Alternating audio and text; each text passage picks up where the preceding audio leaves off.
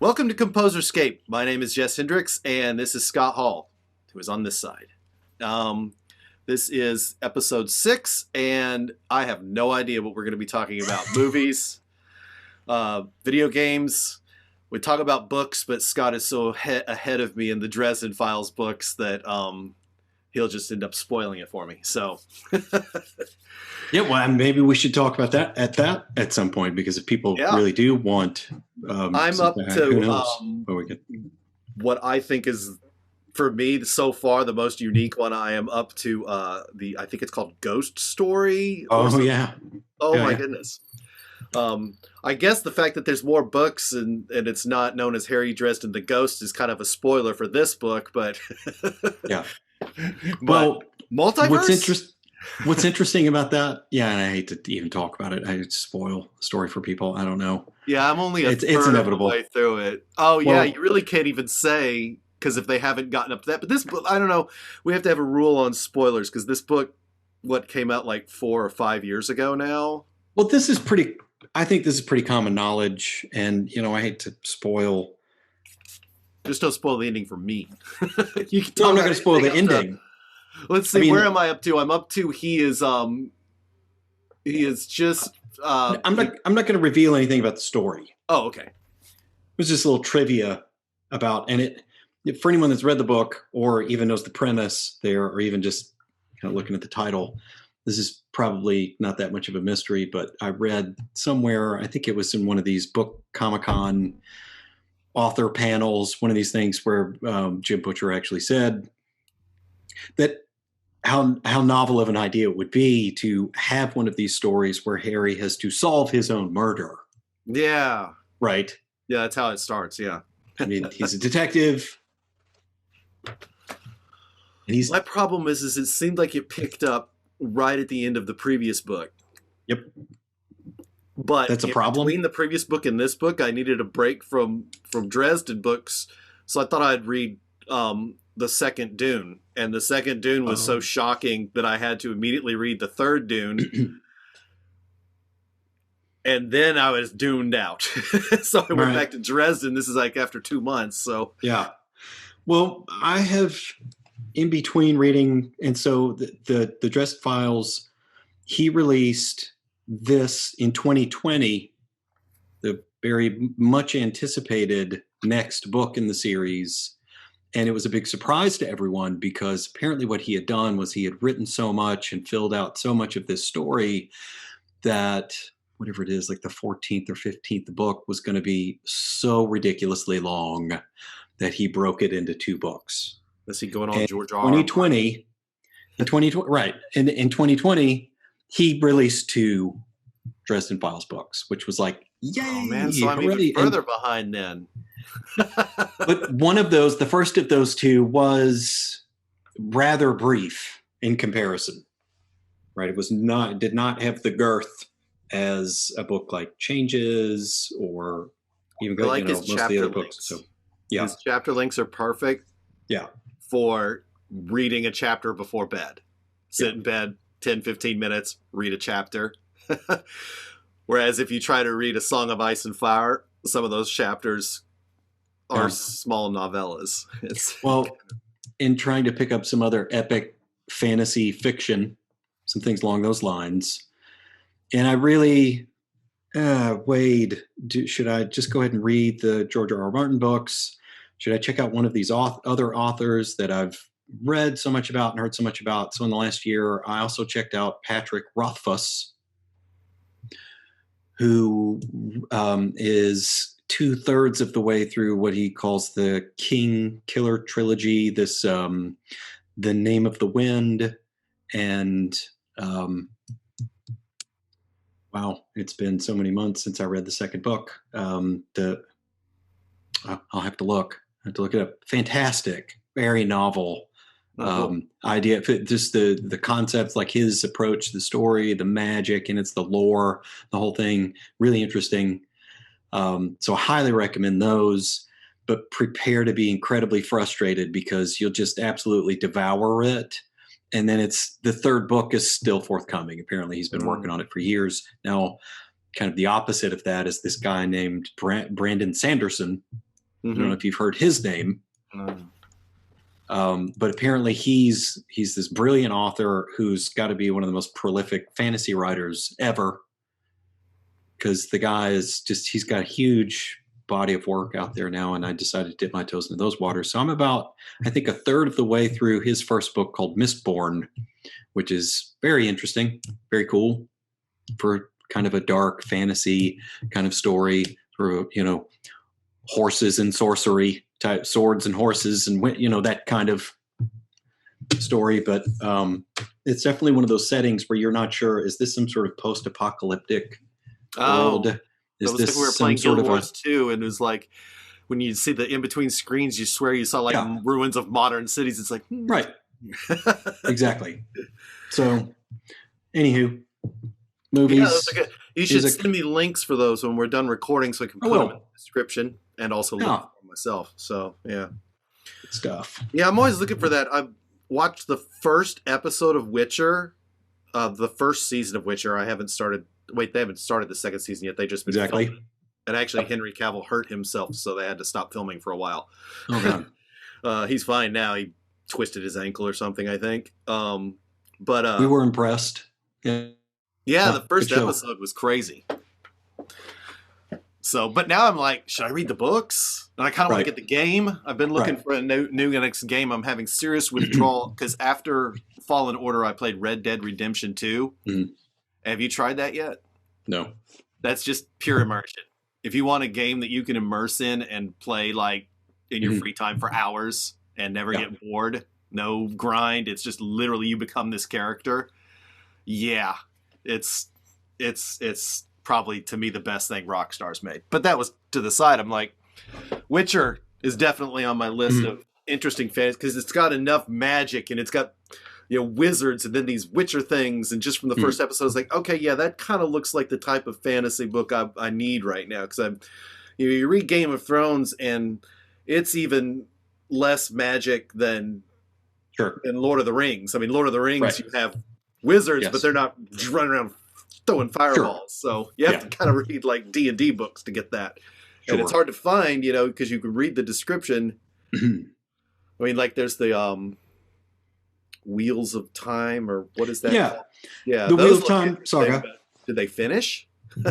Yeah, so what's really interesting about that is that's kind of what put Brandon Sanderson, that I was just talking about with his Mistborn books, on the map, because Robert Jordan, who wrote the Wheel of Time series, which I read years ago. I've never gone back and read the last book, but I probably will want to at some point now, because Brandon Sanderson is who Robert Jordan's widow took all of Jordan's manuscripts and notes and everything and said, here, please. I think he probably had a short list of people that he would have, considered, like, who can finish this, and they handed it to Brandon Sanderson. Like I said, he's got this reputation for being just a voracious writer, because not only did he finish the last book of Wheel of Time, while he was doing that, he continued to complete some of his own work. Well, you know what? That's what happens when you get paid enough money to live on as an artist. You could make a lot of art. Or you could do like George R. Actually, I think that George R. Martin is a voracious writer. The things he writes, I believe, like the first, like A Game of Thrones, the very first book of A Song in Ice and Fire, might be as many words as all 3 Lord of the Rings books put together. Oh, God. I didn't know that. It doesn't surprise me. Like, you'll get the book, it's this thick, then when you open it in the text, it's like, what? It's like, am I supposed to read this? Yeah. But it's great. It's just so in-depth, and I found it made the show better. But yeah, I wanted to switch gears because, for anybody that's actually listening to this, Jess and I we kind of got started talking about several topics before we even hit record play here. But, one of the things I think we wanted to talk about was Justice League, the DC films, and Zack Snyder, who this forthcoming Justice League movie. But I'm just going to have to go ahead and throw this. Let's just go ahead and throw this out there. Thoughts on the second Wonder Woman? Yeah, that one's because it was weird, and this is going to be the new the what one I'm going to give Warner Brothers credit. This whole dual release thing is genius, and it's actually Right. turning out to help theaters. I watched Wonder Woman and loved it when I watched it, but you know what? I didn't immediately go back and want to watch it again. You know? Talk about the second one, Yeah, not the I meant first the one. second one. Okay. We were fairly disappointed. Yeah, it was. I mean, it went all in on it, but I guess It had hindsight being, after watching it and having a lot of fun with it, but then remembering Wonder Woman from Batman v Superman and Wonder Woman from Wonder Woman, the 1st movie set in World War One. Yeah, Right. it just was a little too.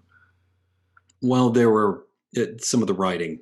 I think it suffered more than anything. Just the story, the writers had the feel of something that a script that went through several rewrites, Jeff a lot of Johnson. editing that happened, and several kind of plot threads that I did hear make one a lot of really sense. dark, like, I don't know if you want to call it a fan theory or just a fan idea. They were like, oh, so Bruce Wayne would have been, his parents would have, he would have been a teenager at that point when that movie took place, which means that almost 100% chance his wish would have been to bring his parents back, and then he would have lost them all over again when he had to renounce his wish. Yeah. Well, Yeah, I don't know. I for think example, for one thing, Max Go Lord ahead. is supposed to be like super powerful. He's Right. supposed to have like mind control abilities and all that. But it was just really hard. I think it was counterbalance. I guess I enjoyed it because the performers were all so great in it. They were. They were. I mean, Great cast, really mhm. excellent cast. Like I said, I think it was the writing, the story, and just the way it was edited and put together. I mean, it's been several weeks since we watched it. When was that? Christmas? It was. It was Yep. the holidays. And the suit of armor, for example, this is just one example that I remember off the top of my head. This big winged Valkyrie came in. That's the what is it called? It didn't. Brandon Routh was the version of Superman in the Crisis. It's from some future Right. thing. Well, yeah, it was kind of a big deal. Right? Yeah, they Hey, should've- if I put this on, I'm basically going to be, invincible. been And go ahead. no, it just didn't. It was very unimpressive, right? In the end, it's like tear the wings off, get this thing off of me, right? So I can actually fight. Yeah, I don't know. I feel like the origin of the cheetah, it diverged from, I guess, the storyline in the comics a lot. They had to kind of throw that in there. Mm-hmm. I don't know. I feel like they tried to do too much. They bit off more than they could chew, and they couldn't squeeze enough plot development into 2.5 hours of movie. And in the end, it just felt like a little bit of a mess. That's just my opinion. Yeah, I can see that.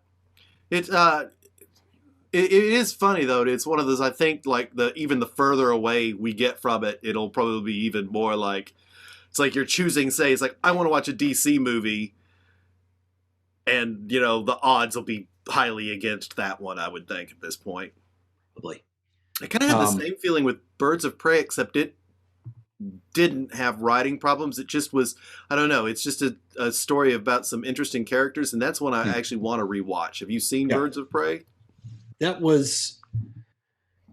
We saw that. Was that the last thing we saw was the last in the thing I saw. theater? Actually, That was the last thing we saw in the theaters before like everything for real shut down. Yeah, mine was Joker. I saw Joker in the theaters as the last thing. Yeah, and we enjoyed it. It was campy and entertaining. It was more of a comedy, right? Well, yeah, I mean, a movie. It was more a Harley Quinn movie than a Birds of Prey. It was a more violent, sort of criminally oh my God, oriented. That ending is worth it. That's like kind of like with Phantom Menace. I will watch it just for the pod race and the fight with Darth Maul. Interesting to say that because we just watched that movie last night because, my 18-year-old stepdaughter and her boyfriend, the kiddos, had not seen it. And they watched The Mandalorian and suddenly kind of interested in, hey, let's watch Star Wars. So I figured, Yeah, The Mandalorian is going to be good for that. why don't And we believe start it at or the not, beginning? you know that people have, and I guess it's because the people that were younger when those prequels came out. That, by the way, I actually loved all of them. Are they as good as the original trilogy? No. In some ways, yes. The story's deeper and there's more lore. In other ways, it's weird and the dialogue's funky. But then again, if you go back and watch the original trilogy with grown-up eyes and try to think about it, the dialogue's pretty weird in that too. Yeah, it's not perfect. But the prequels have had a kind of second coming, and now like I'm hearing people that like the prequels better than the sequels. Well, we're inevitably, I think we're going to end up watching them all now that we've started this ball rolling. That'll be fun. I've always been one of those people that, I grew up with it. I'm definitely a fan, just lifelong fan of the franchise. I'm not someone who's just blind to the problems that those films had, and yet I'm also not one of these fanatics that's quick to just just paint the whole thing with a single brush and say, oh, it's a complete mess, why even watch it? And every time I've seen them, it's easy to find the things that are good about them, right? And the stuff that's there's some cringeworthy dialogue, there's some characters that do things that seem out of the blue, just the motivations, and occasionally there's some things happening in the story, and then there's a scene swipe, you cut to another character, and I don't know if months have passed. Obviously not, because the story in The Phantom Menace takes place in over a very short period of time, but occasionally things happen, and wait a minute, weren't you guys just chasing, trying to kill those guys? And I think Empire Strikes Back is one of the easy ones, or one of the hard ones, because I don't think we ever know how long. I think some people have figured it out, but Luke was apparently on Dagobah for a while, for like a couple months. So that one has this really weird timeline. At least, so yeah, I always figured that. That's the one weird thing about Empire to this day. I think it still remains my favorite of the films. I think it is still such a great movie, but that's the strange thing about the pacing with the different timelines in a film like that, where you get one group of characters that's got one thing going on and another set of characters has something else going on. And I always had the sense that Luke was on Dagobah for many months. I mean, possibly even, who knows, 7, 8, 9 months, something like that. And yet this whole plot with Leia, Han, Chewie, right? They're on the Falcon and they're getting chased by the Empire and they're hiding out in the asteroid belt. And then they get away to Bespin. Like, how long? That seems like maybe a period of a week. Yeah. So see, that's always the issue with that. I don't know. They don't say, so whatever. Which brings us to we were going to talk about DC. Oh yeah, sorry. Yeah. No, it's okay. No, So that Wonder Woman is the most recent thing that happened. I think the big thing in hearing. Yeah, I'm sorry. What I'm interested in hearing is you give some detail on all the scuttlebutt and inside and everything, because you were talking about this earlier before we started recording. What do you know about the forthcoming Justice League re-release? All right. Well, don't call it a re-release. Well, they're actually calling it it's called Zack Snyder's Justice League. Okay. Because they want to differentiate it. If you notice, did you see the Hallelujah trailer with Leonard Cohen singing? Yeah. You will notice if you go back and watch that trailer that you won't see any scenes that you saw in the theatrical release. He was very careful, which means he actually had to. He's never watched in fullness that theatrical release because a bunch of his friends said, "Don't watch it; it'll make you very sad." Yeah, you mentioned this earlier, and I was unaware of this, that it is going to be, to a great degree, a different movie. Yeah, they tried to the original movie, what he conceived. This is a superhero movie for grown-ups, so it's going to be somewhere between. You saw the Ultimate Edition of Batman v Superman, right? Yeah. Yep. So that one was rated R. Mhm. This one's going to be somewhere between that, from what I've gathered from that, between that and like Logan amount of, Okay. and there's like, apparently, for instance, they really kind of made the parademons stupid in the movie. The parademons were could be like affected by sound, and they were attracted to fear and all this weird stuff. He didn't have any of that, and they were apparently, the parademons were made by Steppenwolf or Darkseid, and they're humans. And there's apparently like there's this, we don't know if it's going to make it in the movie, this one concept art of all these cocoons that Batman finds, all these cocoons of humans, and then one like pops out of this cocoon and fights him, type thing. And so that is much more faithful to the source material. Yeah. Which, if you go back to New 52 and this relaunch of the Justice League and the Darkseid War and this whole thing, and they made an animated film. Yeah. Out of that it. is what this is. But what he does is he always pays homage to the source material without just, other than Watchmen, he was never interested in doing a straight, like The Dark Knight Returns. He pays homage to that in Batman v Superman, as well as the death of Superman. Right. And this is going to be this is going to have a bit of the rebirth of Superman, him in the black suit. And, a lot of that New 50. Well, I mean, his stuff has always been rooted in the New 52. I mean, the Superman without his underwear on the outside. Right. Yeah. And Wonder Woman's outfit. And, right. And I think Aquaman, now the comics kind of base the Aquaman a little on Jason Momoa because now he has the long hair and the beard. The Aquaman comics are great, and I loved that movie. But, yeah, so this plot line is going to be darker. I've gotten a few spoilers because he never thought it was going to get released. A lot of that happened because of the situation we're in now. And it's Warner Media and HBO Max and AT&T, not Warner Brothers. Warner Brothers they're still being kind of jerks right now. Okay. But the other three, they are all on board with this. It's going to be 4 freaking hours long. Oh, wow. It was going to be 4 hour-long episodes, but I think because their new film release model, they decided to go ahead, make it 4 hours long, give it this full, 2 or 3 weeks until King Kong versus Godzilla comes out. So it'll have its run by itself there. It's going to be IMAX ratio. So when you watch it on your TV, you're going to have black bars down the side instead of the top and the bottom. Okay. And in other words, the rumor is that we may get it in IMAX theaters when all this is over. Right. Which he filmed it all on IMAX cameras. So. And I didn't realize that there was going to be so much of the movie that's, that it was so heavily changed and rescripted and edited when Joss Whedon took over. He refilmed for the theatrical release, right? And so we're going to get this movie that is really a different movie. Crazy. He refilmed scenes. I don't know.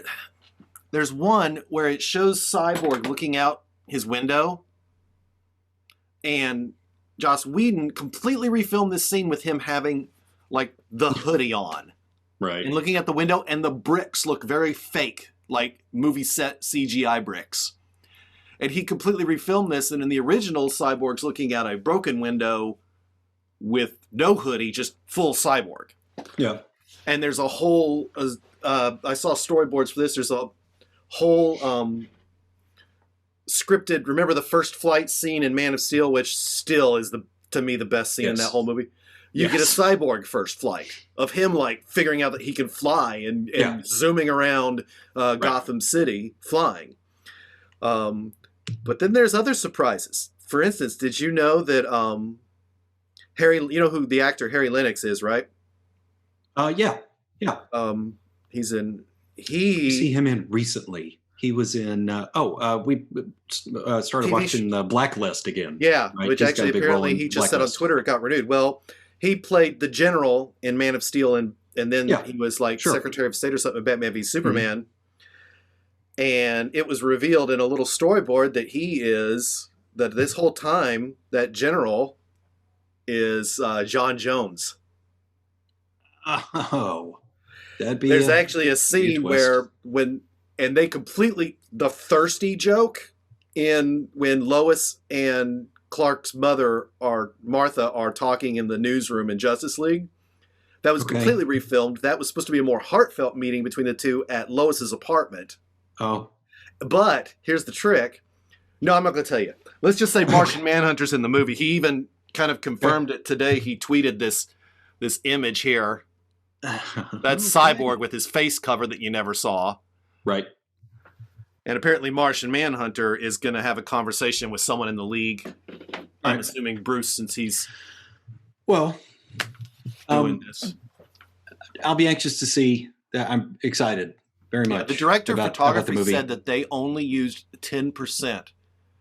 For the And- theatrical cut, they only used 10% of the footage he filmed with Zach. So You've only seen 10% of the movie. this wasn't so much a complaint, but and I hate to make A/B comparisons. The Marvel Cinematic Universe has been so incredibly successful, Mm-hmm. and I'm a huge fan. To be fair, I'm probably Oh, yeah. more of a Marvel Comics fan than I am a DC fan, but I like both. As far as the movies go, gosh, they've just done everything right with directors and casting, right? Scripts and just everything has just been, they've invested heavily in just the quality of those films. Now, the big thing that they did different with the Avengers franchise, obviously, is that for the most part, all of the characters got their own sort of origin story, film, standalone sort of solo film, their own sort of individual franchises before they bring it together. Here's the reason that happened. You want to hear about that? When Zack Snyder conceived of a 5-movie arc, and the solo stuff was never, that was something Warner wanted to imitate. The solo stuff sprung from his idea. So he has this 5-movie arc, which was going to be Man of Steel, Batman v Superman, which introduces the metahumans, then 3 Justice League movies. Right. Well, it was interesting how what you're saying about the Cyborg story, it makes a lot of sense, because in the end, with the theatrical release that we got of Justice League, there was a very weak sort of wedging. They tried to sandwich in Cyborg's origin story in there. But what was really confusing was that obviously the Flash was there, and we didn't get any kind of origin story with the Flash. Well, everyone knows the Flash's origin story. They also changed his character and made him goofy when he's supposed to be almost as smart as Bruce Wayne. You're right. And so I was getting to that. So, like I said, I am a fan of DC Comics. I've read a lot of the Geoff Johns and New 52 stuff here and there. I've always loved the Flash and really hope that movie gets made. I think he's probably one of my favorite. He's one of my favorite DC characters, and is one of those characters that over the years, as people have explored his power set, right, he can do infinitely more than just run fast. Did you right? see he's this kind of character in the trailer? Did you see the trailer of him in the tiny minute of him in the Speed Force in the trailer for Justice League? Go back and watch it. I'm gonna have to go back and watch it. Yeah, because when he's walking, when his foot. He's like walking in outer space, and as his foot comes down, like lightning ground forms underneath him. Yeah, and it's like super. No, he's this. I've heard the Flash and Cyborg and Wonder Woman are all going to blow your mind in his version. Is what he's like. They're all badass. Well, that was just to finish this kind of train of thought. My one complaint about the way that was handled with the theatrical release of the Justice League film is that they changed Barry's origin story, right? Because in the Justice League film, he's a squatter.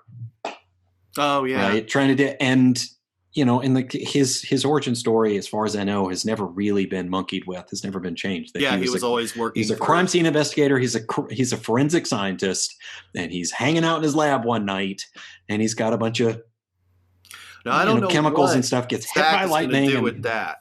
With his origin, and at the end of the Justice League, it's apparently Bruce Wayne gives him the, here you go. It's like scholarship or something like that. I'm gonna get you hooked up with a job, with the police department. Yeah, the origin of his job. Yeah, It's I don't flipped. know. They may. I think Zach may not even hint at his origin, although there'll be more scenes with him and his dad. But I also heard that they may have reshot a lot of those. Like you won't see the Flash painting smile beard and stuff on a guy. Right. He won't say Although that was- Dostoevsky and all That of was that. that was hilarious. Yeah, that was actually funny, but it wasn't Barry Allen. Barry Allen's smart. And this Flash didn't seem to be like when they're in there having their Justice League meeting, when they're finally all together except Superman, it seems like the only smart people are Cyborg, Diana, and Bruce. They make Aquaman into a dumb oaf. Ugh. Yeah, really dumb. And, the king of freaking Atlantis, not at that time, but soon to be. Yeah, and sure. then Barry Allen, who's the second scientist in the room. Yes. I mean, Cyborg Well- was just a straight A student. He never got a chance to go to school and become a scientist. He just knows everything because he's a walking computer. Right. But yeah, that'll Okay. be Justice League. And the rumor I've heard is we get everyone's been trending it today on Twitter. So Well, since we're on the topic of DC, I Yeah. am curious to know if you have spent any time or given any attention to the Titans show. love it. I Yeah. love it. It has its moments, but it's pretty solid. That's actually, other than Doom Patrol, that's probably my favorite of the more high budget series they've been put. I like short series. The problem I have with the CW is 22 episodes. It's too many. You can't tell a concise story that way. I see. Okay. Yeah. Like Black Lightning is the best CW show because it's like 12 episodes. Okay. It's always really tight stories. They don't ever have filler episodes. Well, it was probably because it was produced for digital Mhm. release, right? It wasn't on sort of broadcast, Yeah, I like cable, commercial broadcast. The Titans messes with the stories.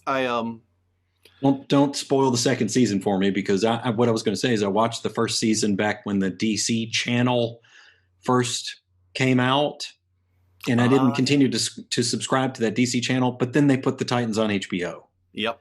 and so I just started the the second season. season's better. The second Okay. season, it's more like the first season. They were very shy about the costumes and the superheroes. In the second season, they are not.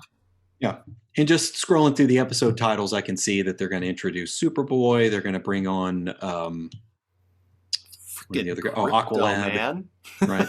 Yeah. Crypto's in it. Crypto. Yeah. Yeah. The It's Kryptonian actually dog. amazing. You'll laugh. To this day, I don't know what the origin is of that character. I think it was the was super there- family, probably something in the 60s or 70s. He brought a dog with him from Krypton. I don't understand. I don't know. I really don't. I don't know. Okay. Well, I mean, we know Superboy's origin was Lex Luthor. Right. He's a clone. Mm-hmm. Yeah. Not a terribly complete clone. Right. He's got some like the genes genetically. Yeah, it's, yeah. You'll be happy. That storyline was actually probably the best one of the. Well, they also got Deathstroke, who is apparently very Yeah. popular. Oh, Right. Deathstroke will actually have more than just a stupid credit scene in Justice League. Like Joe Manganiello has already gone back to film additional scenes. but not Will Smith. No, Deadshot is not in Justice League. Just Deathstroke. Oh, we're talking And about Deathstroke. Joker. I'm sorry. Joker Yeah, is in yeah, it yeah. as well. Jared Leto. Yep. He also Oh, went back. great. Yeah, and here's what the rumor is. You remember in Batman v Superman, the nightmare sequence that showed Yeah. this future where Superman had succumbed to the anti-life Mm-hmm. equation. Right. And there's probably the worst thing other than that was cut, omitted from the theatrical Justice League. It literally made Batman v Superman, that scene, pointless. Okay. Because it right. we're getting another, he's already confirmed we're definitely getting another nightmare sequence. Okay. And people have surmised, their guess is because if you go back to Batman v Superman, you notice it shows Batman carrying the gun, right? Right. And taped to the gun is the Joker card. If you zoom in, you will see that the gun has the Joker's card taped to it. And Okay. they surmise that in that future, they're so desperate and run out of, and so many heroes have, fallen, that Mhm. he's working with the Joker and Deathstroke. which is really special because you know what the Joker did. You know why the Joker has the metal teeth? This was supposed to be explained in David Ayer's Suicide Squad, but they made him cut it. Okay. When the Joker killed Robin, Batman beat him to Just knocked his teeth half out. to death and knocked all his teeth out. Gotcha. Okay. So it's going to be interesting. 4 hours, we'll have a lot to talk about. So let's how are we doing on? This doesn't say how long we've been recording. Well, that's all right. I'm going to bore everyone to death. Well, no, I can edit if we get boring, but I don't think we're boring yet. Actually, we were really controversial because we've mentioned Jeff Johns and Joss Whedon. So yeah, that's what you want to do. No, Jeff Johns is the one that apparently, and I believe this because Ray Fisher said on Twitter in a tweet, he said, if I am saying something that's not true, sue me for libel. He's like, I'm saying it on Twitter. Jeff Johns pulled me into his office and said, you will do what I want you to do or I will end your career, which in California is illegal. You cannot threaten someone's career like that. Oh. So he's like, you'll never work in this town again. He tried that. So it's just weird. These characters are all two-faced. I don't know. So other things. So let's talk. I think we can safely talk about at least the first. I mean, we could just say spoiler alert for WandaVision if you want to talk about that now. I was just thinking about that. Because it's hard to talk about it without talking about episode 4. Right. The one thing I was going to say about that, it was very interesting to see. I mean, I think you get a sense from the very beginning that wherever it is that they are is clearly not real. And it's just very much unclear if they are imprisoned somewhere or if this is, I think, trapped in some kind of alternate reality, right? In destroying the Mind Stone. Do they get sort of warped into some kind of little pocket dimension? Is this a supervillain that's got them, just sucked into some kind of parallel reality? Is it Wanda herself? And this is really what I wanted to get at here is what they've never done a very good job of in the cinematic universe with the Avengers movies with Wanda's character, the Scarlet Witch. Right up until the very end of Infinity War, or Endgame, rather, where she takes the field and you see her go toe-to-toe with Thanos. Yep. And, right, she's arguably one of the most powerful characters in the Avengers pantheon, right, in Marvel Comics. Oh, Rob Liefeld says she is. Yes. In the comics, she is 100% the most powerful, except when Dark Phoenix is around. Right. And so, people that are familiar with the comics, that have read these stories, they know about M-Day and this whole story arc where she literally changed reality, right? Yeah, that's what I was thinking too. Like the very first episode with the beekeeper, that we now know wasn't a bee, when he comes out and she just goes, no. That was immediately the comic panel flashed in my head.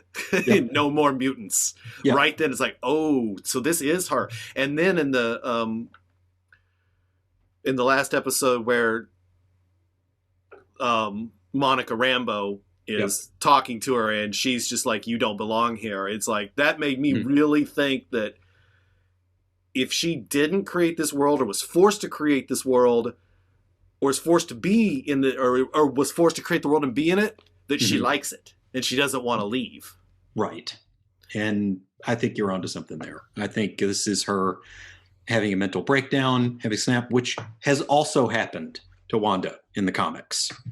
And that, I think, is more likely the source for a lot of the writers in this, because in that particular story arc, I can't remember which story arc that comes from, but she does splinter reality. And I can't remember if that's related to M-Day, but there's an alternate, this kind of parallel reality that Wanda creates where she has twins in that parallel reality. And, somehow or another, I think between Doctor Strange and Professor X and some of the most, this cabal of the most powerful I think they actually call themselves, is it the Illuminati, right? They have this sort of conclave of some of the most powerful, most brilliant characters. And I'm broadcasting my ignorance here at the stories from the comics. There's But comics have been it's around. basically for like- Mr. Fantastic, Professor X, Namor, Hank McCoy, Tony Stark, and I think I'm forgetting someone else. It's the repeat story arc where they get their hands on the Infinity Stones, and they're like this committee that decides what to do with them. That would have gone what over I was- well in a movie. Let's have a committee meeting in the movie. Yeah. It's like action, committee meeting for the next hour. But I think the point here with what the writers are drawing from is this story arc where there's this alternate reality, and she has twin sons, and at least one of them, I know, Wiccan, has survived somehow, like in sort of undoing this parallel universe and trying to bring her back to reality. If I'm not mistaken, one of the kids still exists, Maybe. even though he wasn't real. Say that in air quotes. Well, what's really interesting is that this show apparently leads straight into Doctor Strange. And she's in Doctor Strange in the Multiverse of Madness. Okay. So I would not be one bit surprised if this show ends with her, I don't know, breaking completely bad and literally Right. being the bad guy in the Doctor Strange movie. Because I've Yeah. heard like one of the only people to somehow defeat her was Doctor Strange, even though Right. he's not near as powerful as she is. I feel like the trickiest thing for the writers to have to navigate with this whole situation is the fact that because of the licensing between 20th Century Fox basically having the rights to mutants, the X-Men franchise, right? And they can't use the word They mutant. couldn't. They can now. They can't. They bought 20th Century Fox last Okay. year, remember? Well, just they And called actually, them that was the other enhanced. fan theory, is that this will be a reverse. Instead of no more mutants, she will activate Oh. the X gene in everyone, because that she has been a mutant, and her and her brother were a mutant the whole time, and that's why it Right. was easy to activate their powers. Right. So that'd be an interesting spin on it. Also, the So, multiverse. Yeah. Yeah, so they got that's- Fantastic Four back and everything. Yeah, that's all set now. The only thing I they might don't have be- is Spider-Man. I might be one of the 8 or 9 people on the planet that actually enjoyed the Fantastic Four reboot. It wasn't It's all right, perfect. but the director but- yeah. said that one also suffered from the Justice League treatment, and that the studio was way too involved and Mm-hmm. You could wouldn't let tell. him do what he wanted. And You he could has tell actually that. disavowed the movie completely now. Yeah. I mean, it wasn't perfect. You could tell that it suffered from some writing inconsistencies and editing and stuff where it just seemed kind of herky-jerky as you got towards the end. But, I mean, a lot of It had people its were like, moments. It was "Ah, pretty." terrible." It did have some moments. I thought the way that they set the whole thing up with the characters were good. The acting was good. The actor who played Reed Richards, his name's on the tip of my tongue, I feel like, but I thought he did a really good job with it. I think they're going to go with Um, an older Reed Richards in the Mhm. MCU. That reminds me of a just ridiculous bit of Marvel Cinematic Universe trivia, which is that Chris Evans is one of 2 people to actually have portrayed 2 different Marvel heroes in Oh, the yeah. films. Because he was also Johnny Storm, the Human Uh-huh. Torch, in the Fantastic Four films. The other one, hilariously, was Josh Brolin, Oh well, yeah. who Deadpool actually refers to as Thanos in the second Deadpool. I movie. got He's gonna him go and beat. murder a bunch of kids. Yes, With that this was funny. Easy, Thanos. The guy that he was in Guardians of the Galaxy, and I can't pronounce his name. He was in Captain Marvel. He's the I can't even remember his character. Hold on, IMDb time. IMDb, so I can at least remember the character. I will try Captain Marvel because I think he had a slightly bigger role in that. And then I'm gonna have to try and pronounce this poor man's name, and that's just gonna go real badly. Digimon Hansao. Oh yeah. This guy Yep. was in Captain Marvel and Guardians of the Galaxy playing that character. Same character. He was in Aquaman playing the king of the fish That's right. kingdom Yep. that got killed, and Shazam playing the wizard Shazam. That's right. He is in Marvel and DC playing all sorts of different characters. Good call. All right. I like him. His voice is amazing. Yeah, he's been in some good films. Yeah. Wow, I feel like we've talked about a lot. Yeah, I don't think we want to. I think we might have gotten a good. I'll see. I think there's. I just don't want to accidentally stop recording. But yeah, let's. That's pretty good. Let's take that and. I had to look and see. So I'll send you links, and you're welcome to post these in there. But Patrick Rothfuss was one of the authors I was talking about earlier. And the first 2 books of this series I was mentioning. The first one is The Name of the Wind, and the second book is A Wise Man's Fear. Okay. And yeah, send me all the links for that stuff, and I can put all that in our description, along with some other stuff we talked about.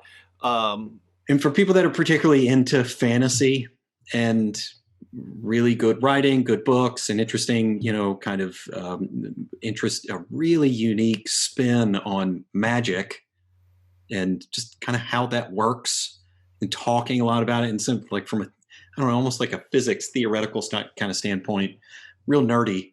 But the protagonist is a bard, for the kind of hardcore D&D folks present. Yeah, that's become a really popular class again. Yeah. People love playing bards. I don't know. And that's exactly what he is. I mean, the protagonist, he is a bard. True and true. I'll send you links. Check it out. Check out Brandon Sanderson. Again, if there's anybody listening to this that, was familiar with Wheel of Time, has possibly read that last book in that series. And I meant to say this earlier. Wheel of Time series, you were talking about how dense the George R.R. Martin books are. The Wheel of Time series, that's going to consume your reading time for 13 to 15 books or something like that. It's 12 or 13, and some of them, the paperbacks are. I mean, it's like a brick. You were talking about 700 pages. They are dense. Yeah, Dune is. They're all thick, but there's only like 7 of them. Yeah. But they jump in time. I was reading the description of the next book, and it apparently happens 1,000 years after the third book. So I'm like, okay. We can talk about Dune next time. I figure maybe we'll do one of these like every couple weeks, or if we're real bored, we'll do one whenever you want. Because it's easy. We'll see how well the editing goes, but it's going to be hard to cut because we talk a lot. Well. All right. Next time maybe we'll talk a bit more about some sci-fi stuff. Mix it up. Maybe some music. Yeah, you can play some music. I don't have Callisis anymore. I've been doing all keyboard stuff. Yeah, we'll talk about that. There's lots of music things to talk about. Well, all right. Thanks for having me. Next time. Appreciate it. Don't forget to like and subscribe. We gotta say that.